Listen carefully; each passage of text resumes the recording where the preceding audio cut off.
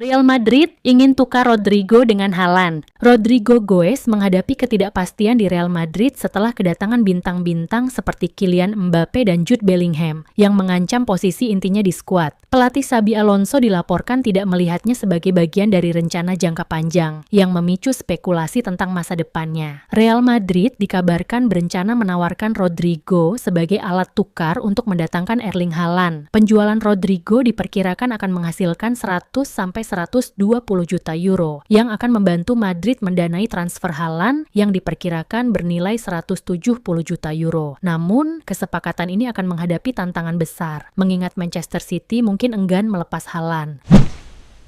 Rooney desak MU, rekrut kembali David De Gea.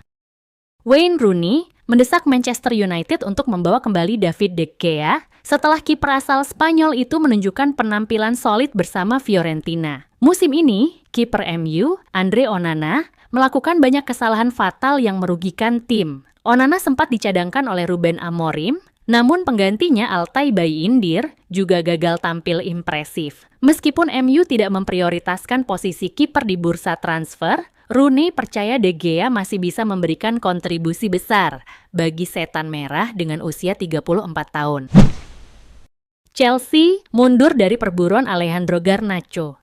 Chelsea kini dipastikan tidak lagi tertarik untuk merekrut Alejandro Garnacho dari Manchester United. Pelatih Enzo Maresca menegaskan bahwa timnya merasa cukup dengan lini serang yang ada, dengan pemain seperti Noni Madueke, Pedro Neto, dan Mikhailo Mudryk. Meskipun sempat ada rumor yang mengaitkan Garnacho dengan Chelsea. Bahkan agen sang pemain terlihat di Stamford Bridge pada Januari 2025, namun tidak ada langkah konkret yang diambil. Dengan demikian, minat Chelsea terhadap Garnacho kini dianggap mereda dan kemungkinan transfer ini pun semakin kecil. Barcelona intip peluang datangkan Emiliano Martinez.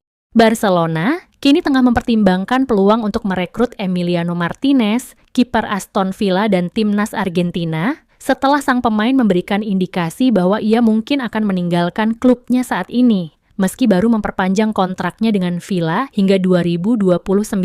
Namun, dengan adanya ketertarikan dari klub-klub besar Eropa, termasuk Barcelona, membuat masa depannya semakin dipertanyakan. Di sisi lain, fans Barcelona juga menyambut positif rumor ini, mengingat kinerja Marc-Andre ter Stegen yang belakangan ini menuai kritik. Dengan situasi yang berkembang, Barcelona mungkin akan mempertimbangkan langkah strategis untuk memperkuat posisi penjaga gawang mereka, dan Martinez bisa menjadi pilihan yang menarik.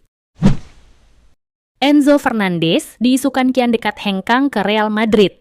Isu kepindahan Enzo Fernandez ke Real Madrid semakin menghangat menjelang bursa transfer musim panas 2025.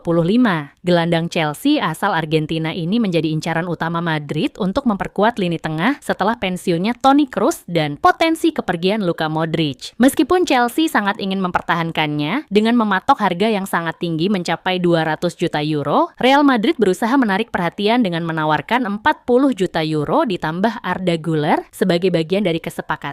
Enzo Fernandez disebut kandidat ideal untuk menggantikan peran Kroos dan Modric di Madrid.